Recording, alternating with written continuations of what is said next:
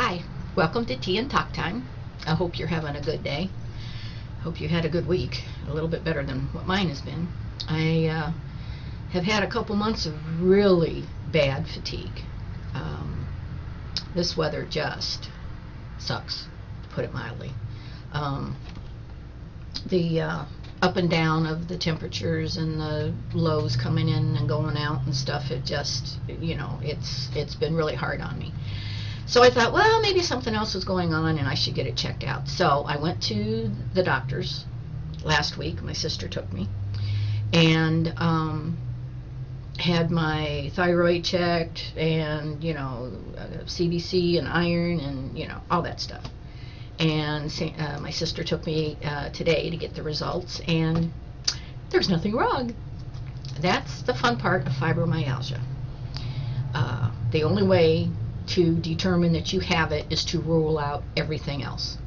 My iron is fine. I'm a little low on the vitamin D, but it's not, dramatic. So it's just another indication of how frustrating it is when you have fibro and you haven't been diagnosed with it yet. I kept seeing a doctor, complaining about this and complaining about that, and they're all the symptoms of fibro, which is insomnia, difficult getting to sleep, difficult staying asleep, irritable bowel, constipation, diarrhea, which is irritable bowel with constipation, basically. And I, kept complaining and complaining and complaining.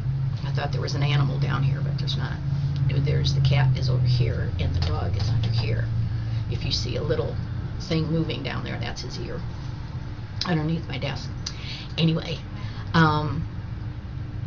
you keep complaining and you keep going to the doctor, and they keep, okay, your iron is fine, this is fine, that is fine, that's the only way they can find out that it's fibromyalgia. They test you for lupus, which has the muscle joints and pain and the debilitating fatigue. I don't have lupus. I can't even remember what some of the other things were, but it's basically a process of elimination. And my sister, who was diagnosed with fibromyalgia a couple years before I was, she said, ask the doctor if you have fibro, because she had a lot of the same symptoms, but hers is more connected with the muscle and joint pain, because she also has, I think it's rheumatoid arthritis. So that's what was really bothering her. With me, it's the fatigue. And that's how it is with fibromyalgia patients. It's, we're not the same. We have a clump of symptoms, and this one might be high on me, and this one might be high on somebody else. So you can't tell by that. So I printed out information, and I had all my facts and figures, and I went and saw my doctor, and I said, do you know anything about fibromyalgia? And he says, yeah, you have it. Thanks for telling me, Doc. But there's a sense of huge relief when you have a label. Oh, okay, I do have something then. I'm not crazy. I'm because it messes with your mind. It really does when you don't know what it is that you have. So if I hadn't followed my sister's advice and brought in all my little facts and figures, and going, do you know anything about this? I wouldn't have known, because he didn't tell me, and there's nothing that you can be treated for with it. There's Relafin, which is one thing, and Lyrica, I think, is the latest one, but I don't know much about that. The Relafin, it helps take the edge off of the pain and the discomfort, but it doesn't help. Nothing helps the fatigue. Nothing. A lot of things aggravate it, like the weather, but nothing actually helps it. So anyway, it was just, again, The doctor's visit just told me again I have fibro. There's no other way around it. Nothing else is going on that can be determined at this point. So it was good news, and yet it was bad news. You know, I'm glad I don't have anything wrong with my thyroid, but oh man, you know, the fatigue is just, it's bad. You know, spring and fall are really bad, and you know, one front after another, low coming through, just wears me out. So anyway, that was my fun of today.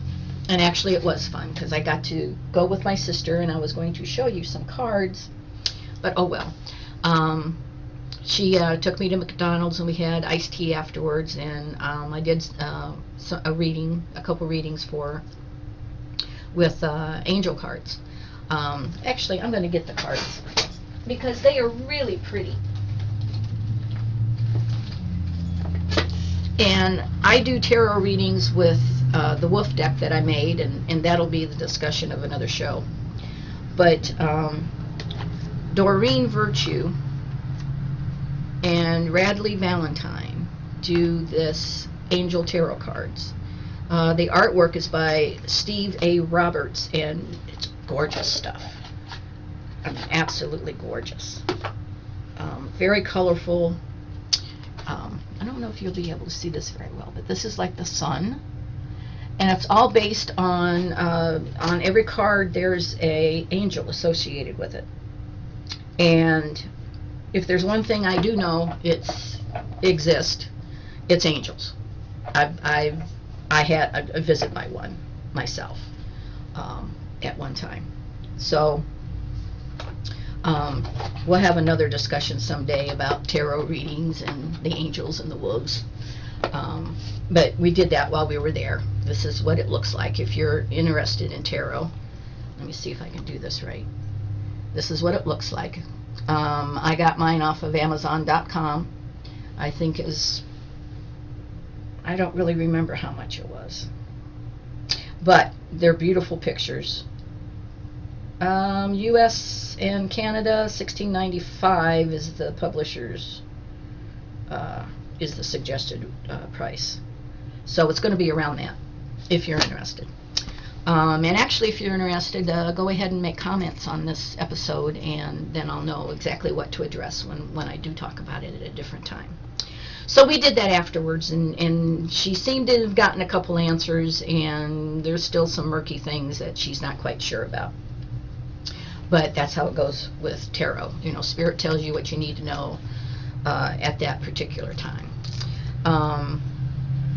But speaking of future episodes of Tea and Talk Time, a friend of mine has well, he's basically a son.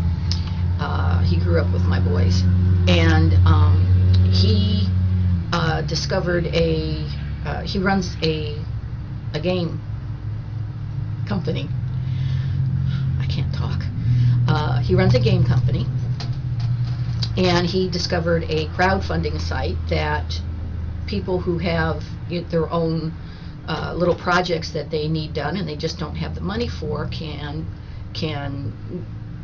get set up on that site, and people can contribute. So what I'm planning on doing is going to that site and set up a page or whatever it's called. I'm still looking into it myself, and set up a fund request to get myself mobile.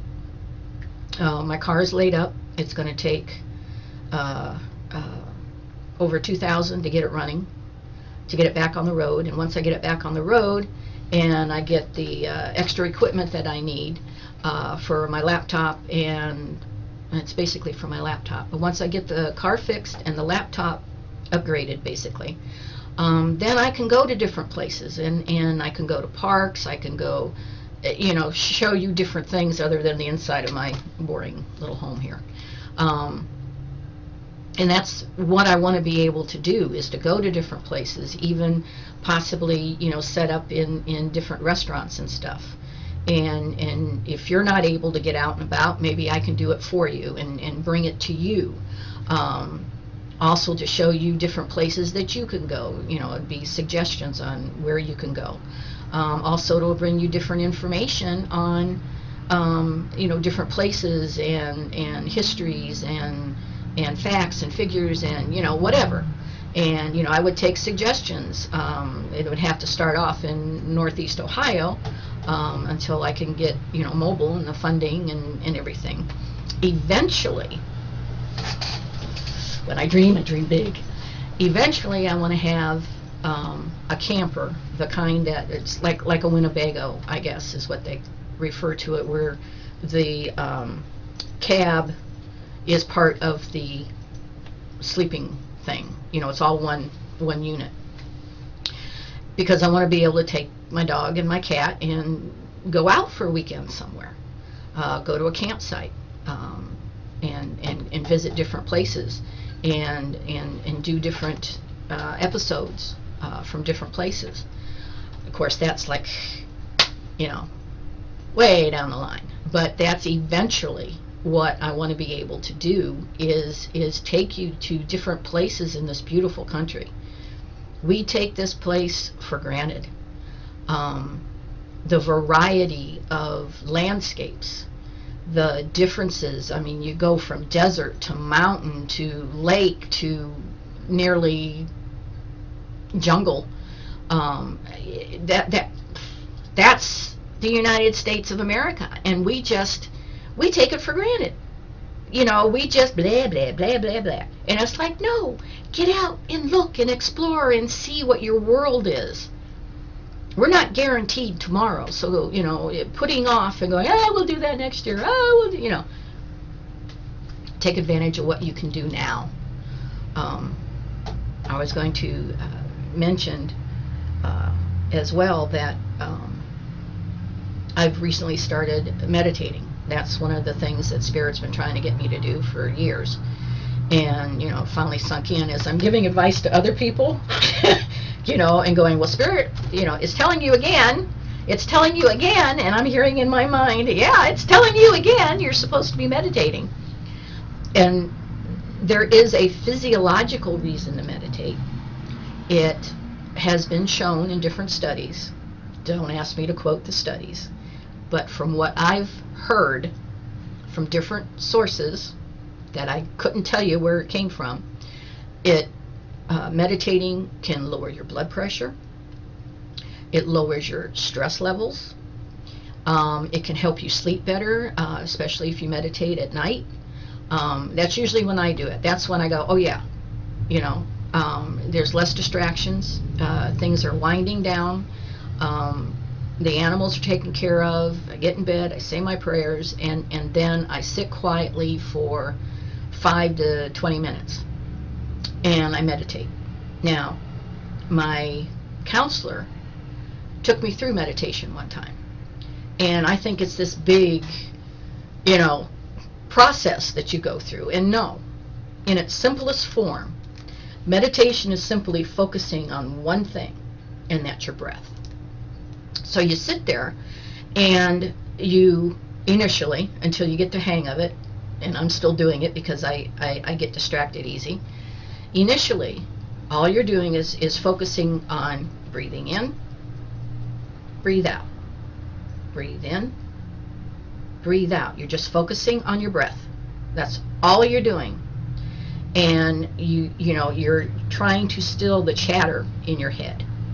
All the thoughts, and I got to do this, and what about that, and oh, that happened, and what, it's swim through all that. You clear your thoughts by focusing on one thing. And as you notice more and more thoughts interfering, then you refocus. You go, no, don't pay attention to that. What you want to do is, in the stillness of breathe in, breathe out. Your eyes are closed. You're in a relaxed position. You can have music going if you want. There's many, many, many different ways to do this. In its simplest form, you basically are sitting there with your eyes closed in a relaxed position. You should be sitting upright because you want your chakras to be aligned, for one thing. And I found myself sitting straighter and straighter and straighter as I was meditating.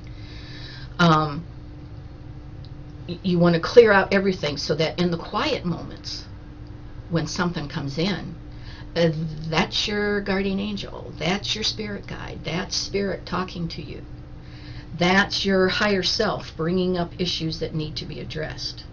For instance, when I first started doing this, I noticed that the more I did it, the more agitated I got. And I go, isn't this opposite of what meditation is supposed to be doing?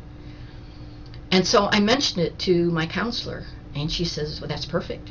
And what it is, yeah, and what it is you are relaxing and releasing.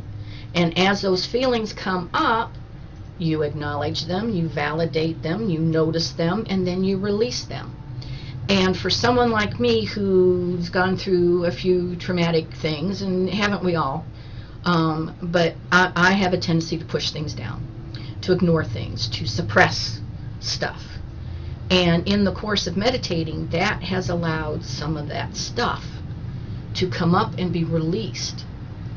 And she even noticed a difference, my counselor, in how I was sitting there, because normally I'm, oh, woe is me, because I'm so tired all the time. But she noticed I was sitting upright, and I was more involved and more engaged, because the weight of all that crap that I have suppressed over the years was coming up and being released. So I can testify to that part, because that's where I'm at so far. I still get distracted. I still start going off on my little dramas, you know, the mental processes and what I'm thinking and stuff. And once I recognize it, then I go, okay, let's refocus. And you know, you shouldn't have to go breathe in, breathe out. And sometimes I'm breathing out and telling myself to breathe in, and I go, wait a minute, and I have to realign myself, basically. But that's what I need to do it. You might not need to. You might only need music playing. You might only need a beat going in your head. You know, whatever it takes for you to focus for 5 to 20 minutes at a time, and let stillness be the majority of what's going on, so that the little voice, God very rarely talks with a boom. Spirit very rarely hits you over the head with a 2x4 unless they are really upset with you. So they talk in small voices, and it's a thought, it's an idea, it's a phrase. And it might not even happen while you're meditating. It might be when you wake up the next morning and there's a sentence in your head, or there's an image in your head. That's how Spirit tends to work with me. Now, maybe Spirit yells at you. I don't know. They yell at me as well, but I've learned to tune them out too. So anyway, take some time for yourself.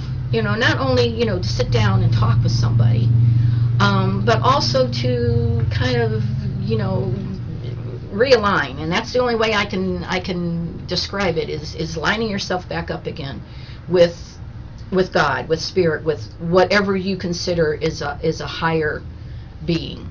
And it really does carry over into your everyday life. It is a benefit, I think. So, and even, you know, if you notice things coming up, okay, this is something else I learned from my counselor, to when you're angry or upset or whatever, don't take it personal. That sounds silly, doesn't it? But don't take it personal. If you look at it as noticing anger, noticing feelings of this, then you start wondering, well, okay, where's that coming from? And sometimes you can do appropriate adjustments so that you're not feeling that way, so that you recognize what the real problem is and address the real problem. Because a lot, I don't remember what it all boils down to. I don't know if it's love and hate. You know, it's love and fear. Everything boils down to the source is either from love or from fear. So what are you fearing when it's negative energy? What are you loving when it's the positive energy? And if I'm not mistaken, we're supposed to walk between the two. We're supposed to acknowledge the dark side, the negative. You know it's there because it is part of life. You can't just shut it out. That's living in la la land. So you walk between the two, and then on the other side is the positive, and you want to draw the positive in by focusing on the positive. Be aware of the negative, but you focus on the positive so that you're stronger and you're getting the insight and guidance you need to maneuver past the negative instead of having to, make big gestures and movements. Doggy's ear is bothering him again. And he didn't like it when I went away. He's kissing my hand right now. So I won't talk too much longer. But definitely I got a big benefit, a big benefit out of that. I have two little interesting things. Today I learned something from my sister. I always learn something from her. She's very, very intelligent, and she's smart. She's a thinker. I think if she had a job to research, she would be in seventh heaven, because she likes finding things out. She likes mentally putting things together. Her granddaughter, we had really severe thunderstorms last night, and her granddaughter, was all agitated and upset about the noise and stuff. Now they didn't actually get hit where they were, but all around them was getting hit. And so she had her granddaughter look outside, and she says, "What do you see out there?" And she said, "Trees, grass."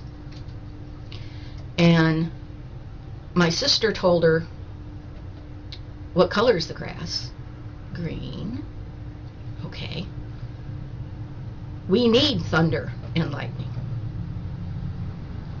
Scientifically, we need thunder and lightning, because the two of those, when they get together, when Mama Thunder and when the two of them get together, if I remember what she said, they make nitrogen.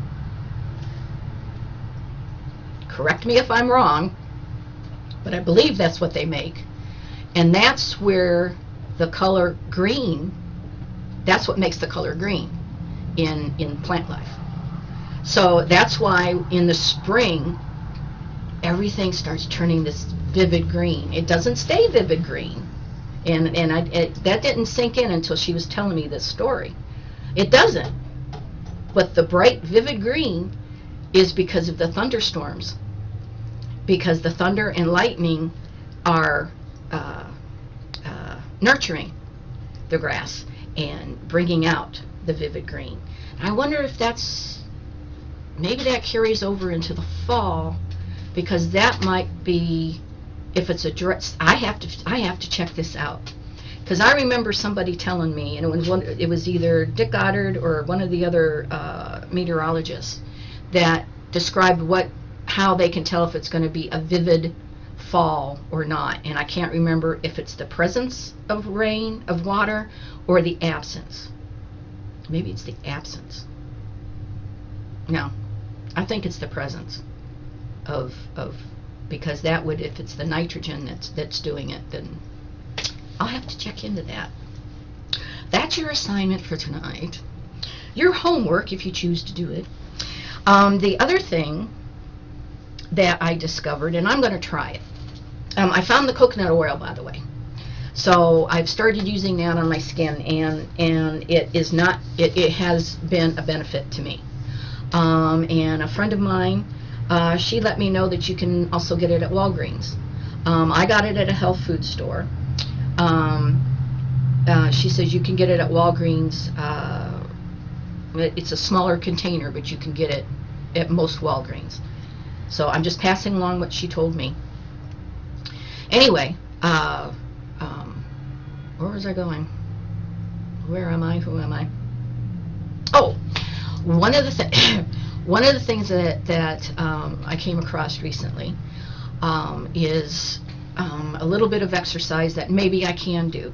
With fibro, you can't do a full-out routine of exercise. You can't do 15 to 20 minutes. That does more harm than it does good. Try to tell that to a doctor. Anyway, it was again on Dr. Oz. I'm going to try this. I don't have the problem that they mentioned on Dr. Oz. See my doggy? Yes, just a minute. Give me a couple minutes here.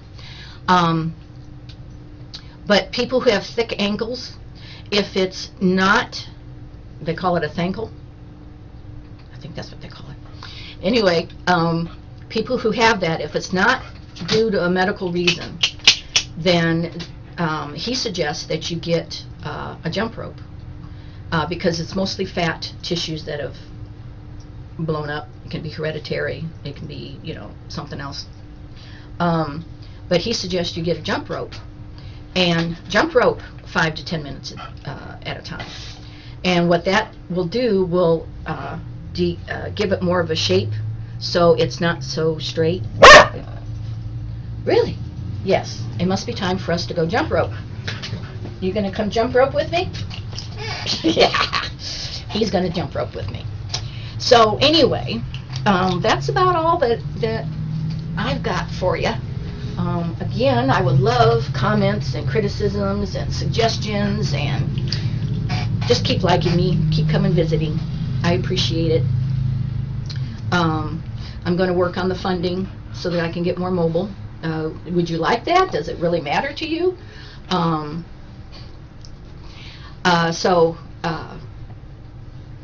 Thank you for stopping by. I welcome your visits. I enjoy the time.